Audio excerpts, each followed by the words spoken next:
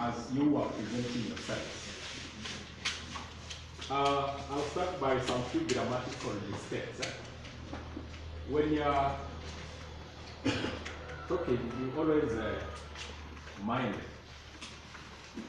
the tense and the verbs you're using. My friend, what's your name? Joseph. Joseph, I think in your first point or so, you said died on an accident. You don't die on an accident, but you die in an accident. You get involved in an accident. Okay? So you make that correction. Then you also said because of why. There's no phrase like that in English. You choose between the two. If you're using because, you have to accompany it with the reason. She didn't come to school because she was unwell. Okay? But if you choose to say why, then normally it elicits a response from the other side. Okay? Unless it is a monologue.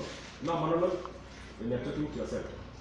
I failed in an exam, but why did I fail?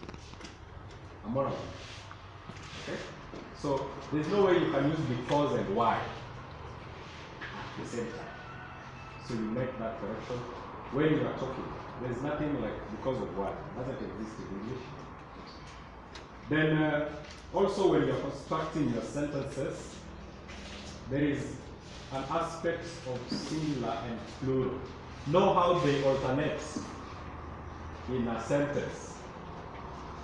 In most cases, if you're talking about singularity, if you're referring to one object or one subject, it's normally good that you stick to the verbs and adjectives linked to singularity. You don't mix the two. You can't say, my mother is a good woman. But they also cook some nice food. You see, you are referring to your mother, she's one. But in the second statement, you are saying they, plural. So you see, you are becoming ambiguous. You can't make sense in that sentence. So when you are conversing, know how to use the two, the singular and plural. Then, okay, those are the grammatical errors that I was able to observe and the corrections attached to them. Then, in an official setting where you have the chairperson or the speaker, for example, in this setting, when you have an objection, you don't interrupt whoever brought up the question or the point. You let them finish, then you will rise up when given a chance to address whatever you differ with your friend. Okay? It is normally in order that only one person stands at a time. So if it is Emmanuel talking, everybody on this side should be seated. In the house, even in a parliamentary setting, only one person can talk at one person at a given time. But not two. It doesn't have to be like a conversation between the two of you. So when you are talking, after you've presented your issue, you simply sit down and you allow the other member to also air out his views or her views. If you differ, you will again ask for your time to speak, but you don't eat into their time by interrupting them. What's up? I saw that quite often, but I know you're going to correct.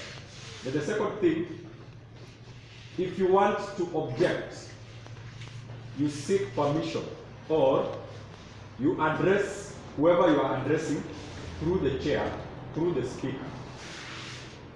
So you don't address them directly, but you address them through the speaker. So you say, through you, Madam Speaker, sir, I would like to, now you say what you say about the other guy. Okay? Then, it is official when you are in a parliamentary sitting to use a honorable member. I've seen most of you use brother, sister. It is good, no harm, but for a better training, you use honorable member. Then you can attach the name. Honorable member, Revelas. Honorable member, Angel. Honorable member, Joseph. So the same. This side, honorable member, Purity, honorable member, Emmanuel, honorable member, Desert.